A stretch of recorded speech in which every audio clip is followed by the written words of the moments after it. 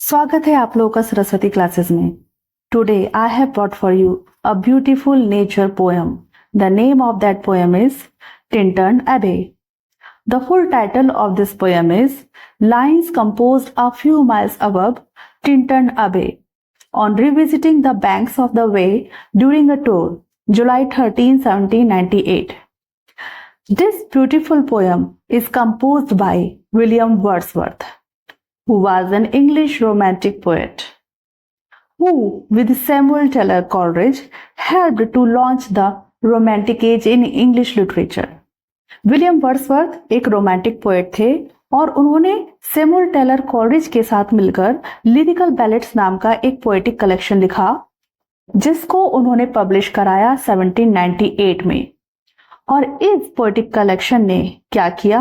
इस poetic collection ने England में रोमांटिक एज का आगाज किया, मींस शुरुआत की। टिंटन एबे, this poem is a masterpiece of romantic poetry and this poem is a journey through time exploring the natural beauty of the way valley. ये जो पोएम है टिंटन एबे, इसमें वर्ड्सवर्थ वे वैली का ब्यूटीफुल डिस्क्रिप्शन करते हैं। अब ये वे वैली क्या है? वे valley is a scenic area on the border of Wales and England, known for its dramatic landscapes. Way valley क्या है? वे वैली एक खूबसूरत ब्यूटीफुल नेचुरल खूबसूरती से भरा हुआ एरिया है जो वेल्स और इंग्लैंड के बॉर्डर पर पड़ता है, और ये अपनी प्राकृतिक सौंदर्य के लिए, अपनी प्राकृतिक खूबसूरती के लिए, वाइब्रेंट कल्चर के लिए फेमस है। यहाँ पर हम वे रिवर और टिंटन एबे और बहुत सारी कैसल्स को और मार्केट टाउन को भी देख सकते हैं। ये जो पोएम है टिंटन एबे, ये लिरिकल बैलेड में पब्लिश हुई थी, और लिरिकल बैलेड कब पब्लिश हुई थी? इन 1798। टिंटन एबे is the concluding poem of this collection of poems. Tintern एबे इस पोएटिक कलेक्शन की आखिरी पोएम है। जहां तक पोएटिक टेक्निक का सवाल है, ये पोएम आयम्बिक पेंटामीटर में लिखी गई है, और पोएम में विलियम वर्ड्सवर्थ कंटेम्पलेट करते हैं on the passage of time कि कितनी जल्दी से समय निकल जाता है, कितनी जल्दी ही युवावस्था निकल जाती है और हम लोग मैच्योर हो जाते हैं। तो शुरू करते हैं पोएम को टेक्स्ट के साथ। Have passed 5 summers with the length of 5 long winters। William Wordsworth कहते हैं कि आज 13 जुलाई 1798 का दिन पहला दिन नहीं है कि वो वे वैली में टहलने के लिए आए हैं या यहाँ विजिट करने के लिए आए हैं। 5 साल पहले भी वो इस वैली में विजिट कर चुके हैं। 5 years have passed, 5 साल गुजर गए हैं। फर्स्ट टाइम 1793 में वो यहाँ पर विजिट करने आए थे, और आज का साल है 1798।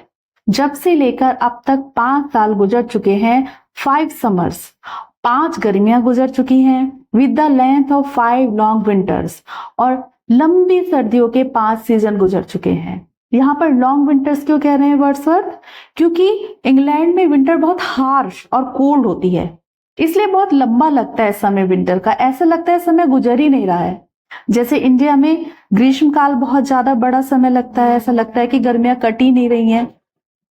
And again I hear these waters rolling from their mountain springs with a soft inland murmur. And again, और दोबारा से I hear, मैं सुन रहा हूँ these waters rolling from their mountain springs, कि ये जो पानी है जो अपनी माउंटेन स्प्रिंग्स से, पहाड़ी झरने से नीचे बह रहा है, with a soft inland murmur, और आवाज कर रहा है सॉफ्ट, मधुर, कंटिन्यूअस, मरमर की आवाज कर रहा है, सॉफ्ट आवाज कर रहा है। इसको मैं दोबारा से सुन पा रहा हूं।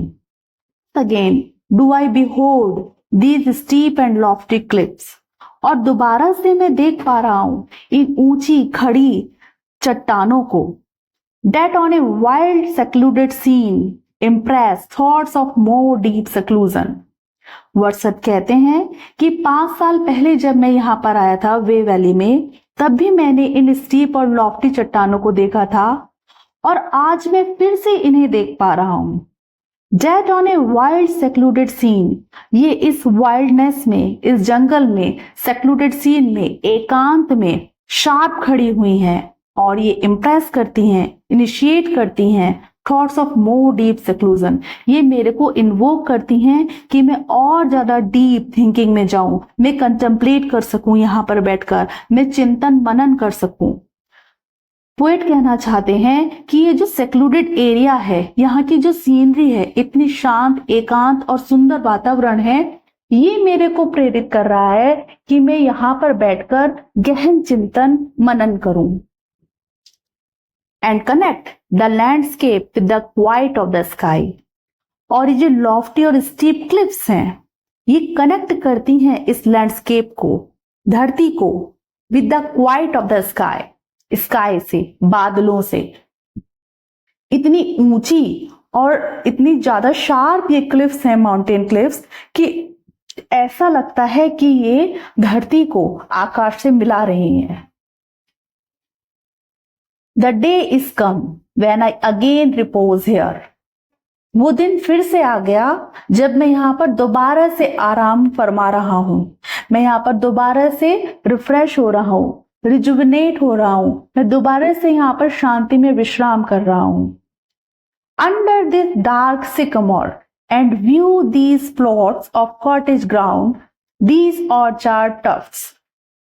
दोबारा से मैं इस डार्क सिकमोर के वृक्ष के नीचे आराम फरमा रहा हूं और यहां से मुझे सारा व्यू दिख रहा है। जो पोएट हैं वो सिकमोर के वृक्ष के नीचे आराम कर रहे हैं, लेटे हुए हैं, और वो इस जगह पर लेटे हुए हैं कि यहाँ से वो पूरी वैली को देख सकते हैं, कहाँ पर क्या है, कहाँ नदी बह रही है, कहाँ ऑर्चर्ड है, कहाँ हेजेस हैं, कहाँ क्या है, वो आराम से देख सकते हैं। सो वो कहते हैं कि I again repose here under this dark sycamore. दोबारा से मैं इस सिकमोर के वृक्ष के नीचे आराम कर रहा हूं, एंड व्यू, और देख पा रहा हूं, These plots of cottage ground, कि जो प्लॉट्स हैं, यहाँ से मुझे वो फील्ड दिख रहे हैं जहां जहां ग्राउंड में कॉटेज भी हैं, झोपड़ियां, झुग्गियां भी बनी हुई हैं। मीन्स ये जो एरिया है ह्यूमन इंटरवेंशन से मुक्त नहीं है, मनुष्य भी यहाँ पर रहते हैं। These orchard tufts, और मैं देख पा रहा हूं यहाँ पर बगीचे, which at this season with their unripe fruits are clad in one green hue। और ये जो ऑर्चार्ड्स हैं, यहाँ के जो बगीचे हैं, इस सीजन में, मिड समर के सीजन में, इस वक्त वो अनराइप फ्रूट से लदे हुए हैं। मीन्स इनके जो फ्रूट्स हैं, जो फल हैं, अभी पके नहीं हैं, कच्चे हैं। Are clad in one green hue, और चूंकि आप लोग जानते ही हैं कि जो कच्चे फल होते हैं वो ग्रीन कलर के होते हैं, तो इसीलिए यहाँ पर पोएट बोलते हैं कि ये सारे के सारे फल अभी ग्रीन कलर से भरे हुए हैं, ग्रीन कलर के हैं। And lose themselves and lost themselves mid groves and copses। और चूंकि इन फलों का कलर भी ग्रीन है और जो पेड़ पौधे हैं और जो यहाँ पर प्राकृतिक सुंदरता है वो जो है सब ग्रीन कलर की है, तो पता नहीं चल रहा है कि फ्रूट्स कहाँ पर हैं और पेड़ कहाँ पर हैं, ये इसी में गुम हो गए हैं। इन्होंने अपनी जो आइडेंटिटी है अभी खो रखी है, क्योंकि ये भी ग्रीन कलर में मिक्स एंड मर्ज हो गए हैं। Once again I see these hedge rows, और दोबारा से मैं देख पा रहा हूं इन hedge rows को। hedges नहीं होती है वो दो मैदानों के, दो बगीचों के बीच में अगर दीवार ना बनाए, मेड़ ना बनाए, तो hedge लगा देते हैं ताकि डिमार्केशन हो जाए कि भाई ये मेरा बगीचा है और वो तुम्हारा बगीचा है। So he is saying that once again I see these hedge rows। In hedge rows को मैं दोबारा से देख पा रहा हूं। एक बार पहले देखा था 5 साल पहले 1793 में, और अब फिर से देख पा रहा हूं क्योंकि मैं दोबारा से विजिट करने आया हूं। आप लोगों ने इसका टाइटल पढ़ा है ना, ऑन रिविजिटिंग। रिविजिट करने आए हैं वो यहाँ की वैली की। Hardly hedge rows little lines of sportive wood run wild. और आप इनको हार्डली हैज रोज कह सकते हैं, रो नहीं है, सही से नहीं है, बिल्कुल अच्छे से नहीं लगी हुई है, डिसिप्लिन एकदम लाइन की तरह नहीं लगी हुई है। ये sportive woods run wild, wild जंगली तरीके से उगी है, कहीं पे ऊंची हैज है, कहीं नीची हैज है, कहीं पे टूटी हुई है, कहीं पे उगी नहीं है, कहीं पे बल्क में उगी हुई है। तो यहाँ पर पोएट कहना ये चाहते हैं कि यहाँ पर ह्यूमन इंटरवेंशन नहीं है, यहाँ पे मनुष्य ने या किसी व्यक्ति ने यहाँ पे आके इनको काट छाट के एकदम सिमेट्री में लाके यहाँ पे डिसिप्लिन नहीं कर दिया है। ये स्पोर्टिव वुड रन वाइल्ड, एकदम वाइल्ड तरीके से, जंगली तरीके से, जहां इनका मन किया है वहां ये हेजेस उग गई हैं। देखिए अभी जो है ना पोएट, वो अपनी बहन डोरथी के साथ यहाँ पर आए हुए हैं। These pastoral farms green to the very door, और यहां से सिकमोर के वृक्ष के नीचे बैठे आराम कर रहे हैं वो पोएट, और देख रहे हैं कि यहाँ से मेरे को सब कुछ दिख रहा है। वैली में जो कुछ भी प्राकृतिक खूबसूरती है वो मेरे को दिख रही है। उनको दिख रही है पेस्टोरल फॉर्म्स, हरे भरे चारागाह, green to the very door, एकदम हरे भरे हैं, एकदम डोर तक हरे भरे हैं। वो जो कॉटेजेस बनी है मनुष्यों की, वहां तक हरे भरे हैं एकदम। फिर क्या देखते हैं यहाँ पर poet? The wreath of smoke sent up in silence from among the trees। अब वो देखते हैं कि पेड़ों के बीच में से धुएं के छल्ले ऊपर उठ रहे हैं। wreath of smokes, साइलेंस में, बिल्कुल चुपचाप आराम से धुएं के छल्ले उन पेड़ों के बीच में से ऊपर उठ रहे हैं। अब पोएट सोचते हैं, एज्यूम करते हैं that with some uncertain notice as might seem of vagrant dwellers in the houseless woods, कि भाई ये जो धुआं है ये कहां से उठ रहा है? तो राइटर एज्यूम कर रहे हैं कि आई थिंक ये वहां से उठ रहा है कि जो वेग्रेंट ड्वेलर्स हैं। वेग्रेंट ड्वेलर्स कौन होते हैं? जिनका कोई परमानेंट ठिकाना नहीं होता रहने का। उनको जहां खाना पानी का इंतजाम होता है वहां पे वो अपनी झुग्गी झोपड़ी गाड़ लेते हैं, थोड़े दिन वहां पे रहते हैं, फिर वो वहां से चले जाते हैं। तो हो सकता है कि जो वेग्रेंट ड्वेलर्स हैं, ये जो घुमंतु लोग हैं, इन्होंने अपना यहाँ पे कुछ टेम्परेरी अस्थायी घर बनाया हो और यहाँ पर वुड्स जला रहे हो सकता है खाना बना रहे हो, या फिर उसके वुड के पास में ही आग जलाकर बैठे हों। तो एज्यूम करते हैं poet, it might be vagrant dwellers और ऑफ सम हर्मिट्स केव, या फिर हो सकता है कि किसी हर्मिट की यहाँ पर गुफा हो। Where by his fire the hermit sits alone, हो सकता है कि कोई हर्मिट जो कि इस दीन दुनिया से बिल्कुल बेखबर होता है, उसको सांसारिक सुख सुविधा दुख दर्द किसी से कोई लेना देना नहीं होता है, वो यहाँ अंदर जंगल में सेक्लूजन में आकर, एकांत में आकर, हो सकता है आग जलाकर बैठा हो चुपचाप से अकेले। हर्मिट संत होते हैं। These beauteous forms through a long absence have not been to me as is a landscape to a blind man's eye।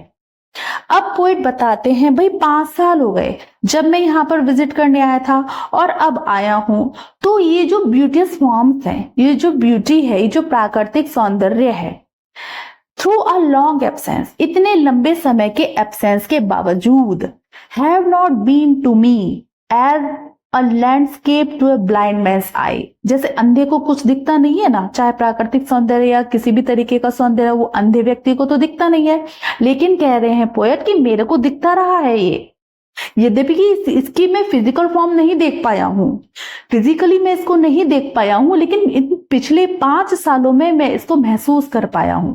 मैंने इसकी जो ब्यूटी को ग्रैस्प किया था अपने मन में, जो इसकी स्पिरिचुअल फॉर्म है, इस नैसर्गिक सुंदरता की जो स्पिरिचुअल फॉर्म है, इसको मैं भूला नहीं हूं।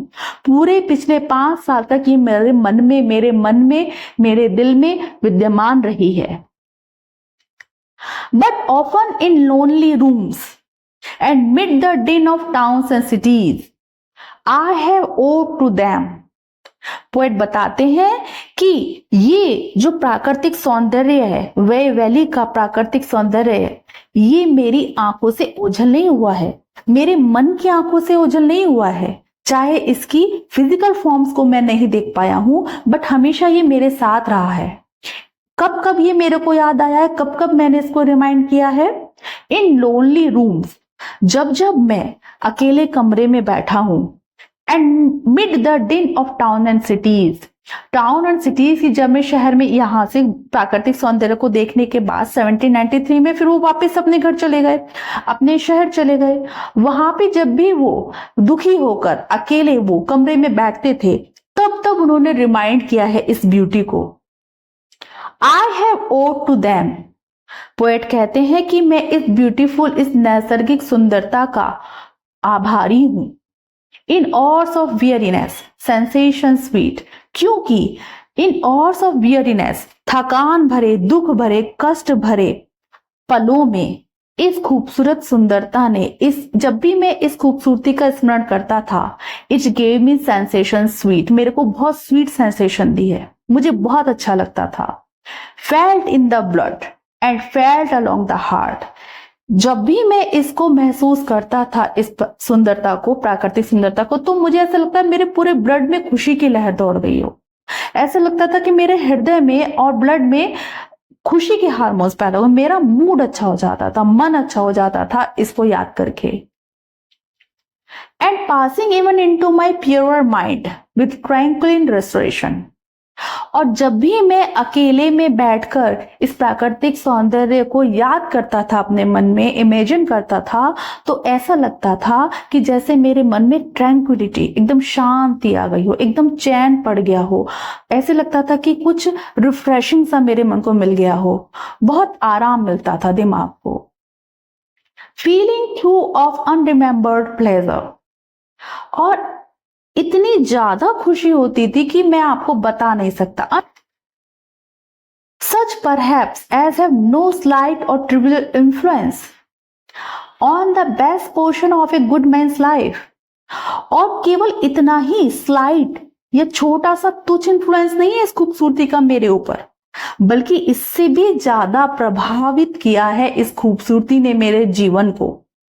और his little nameless unremembered acts of kindness of the love, कहते हैं कि इस प्राकृतिक सौंदर्य ने मेरे मूड को चेंज कर दिया, इसने मेरी एंटिटी को चेंज कर दिया, इसने मेरी पर्सनालिटी को चेंज कर दिया, और मैं बहुत ज्यादा अब काइंड हो गया हूं।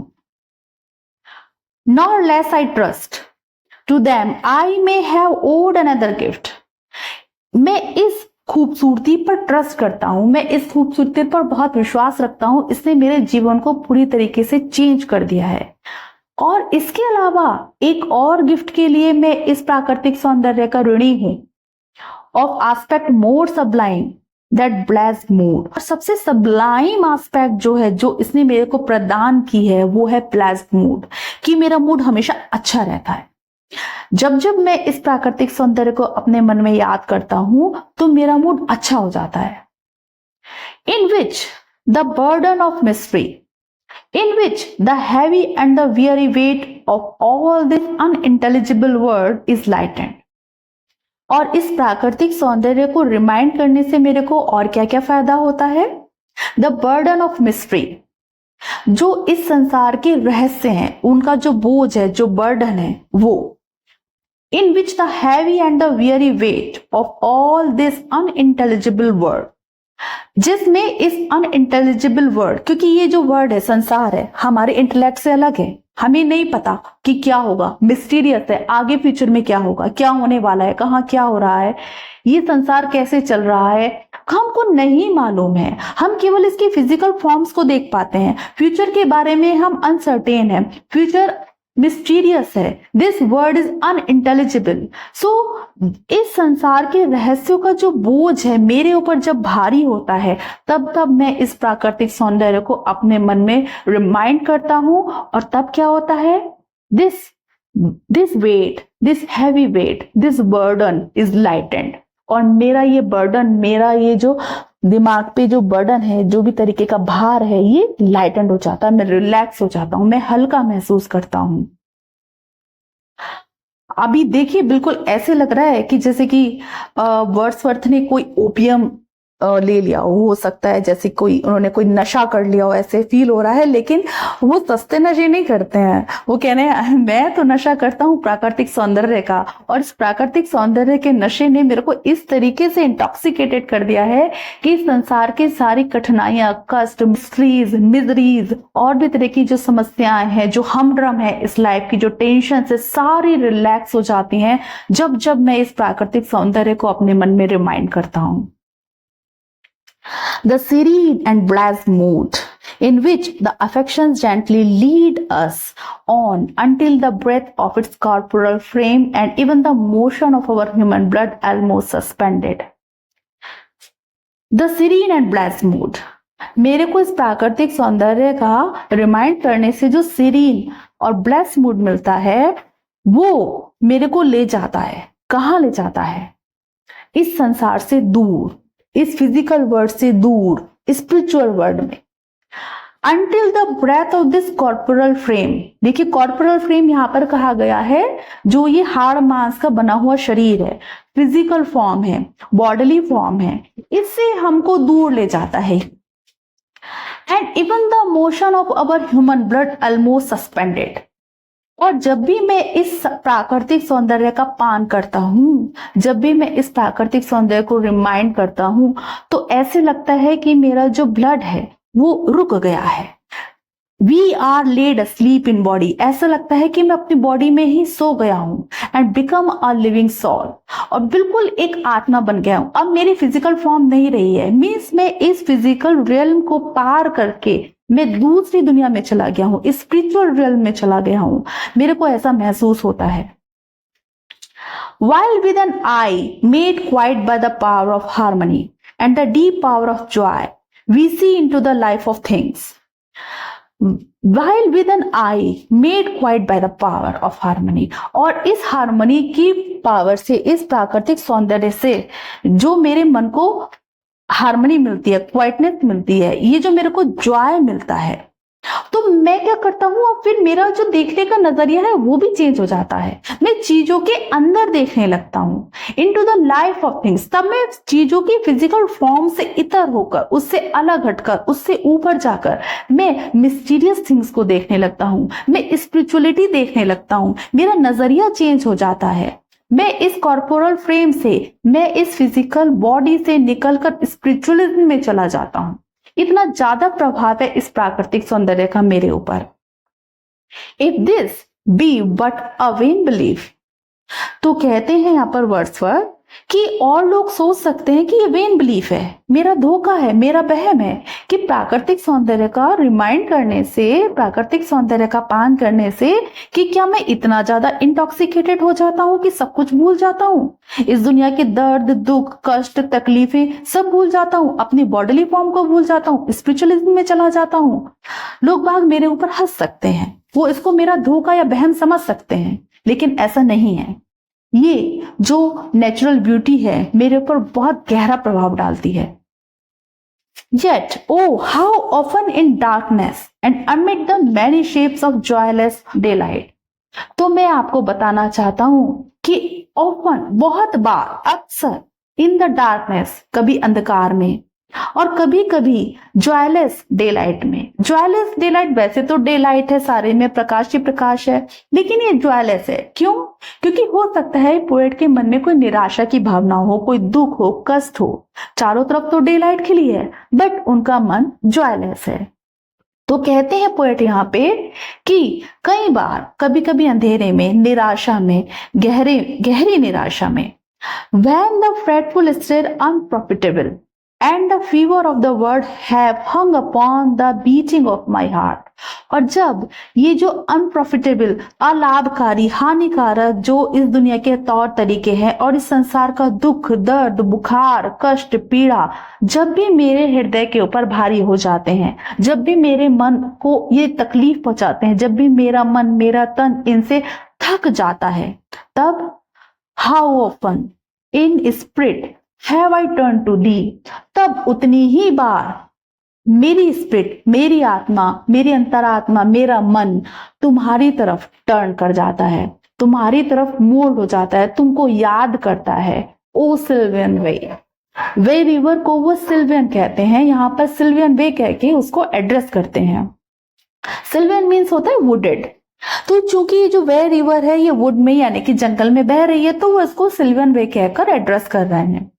Thou wanderer through the woods, ओ जंगलों में टहलने वाली, जंगलों में विचरण करने वाली सिल्वियन वे, ओ इन जंगलों में विचरण करने वाली नदी, मेरी आत्मा, अंतरात्मा कितनी ही बार तुम्हारी ओर मुड़ चुकी है, तुम्हारी तरफ आ चुकी है, तुमको याद कर चुकी है, इस आशा के साथ कि तुम्हारी प्राकृतिक खूबसूरती से मेरे को इस सब संसार के तनावों से, दुखों, कष्ट और तकलीफों से और इस बर्डन से मुक्ति मिलेगी। आपने देखा कि विलियम वर्ड्सवर्थ प्राकृतिक सौंदर्य का नशा करते हैं। जैसे कि नशा करने पर, इंटॉक्सिकेटेड होने पर एक व्यक्ति सारे दुख, दर्द, कष्ट, तकलीफें भूल जाता है, अपनी बॉडीली फॉर्म को भूल जाता है। उसी तरीके से वर्ड्सवर्थ प्राकृतिक सौंदर्य का पान करने पर इस संसार के दुख, कष्ट, दुखों को भूल जाते हैं और अपनी बॉडीली फॉर्म से निकलकर स्पिरिचुअल रियल्म में पहुंच जाते हैं। तो ये आपकी पोयम का आधा भाग था और बचा हुआ शेष भाग मैं आपको अगले वीडियो में एक्सप्लेन करूंगी। तब तक के लिए नमस्ते।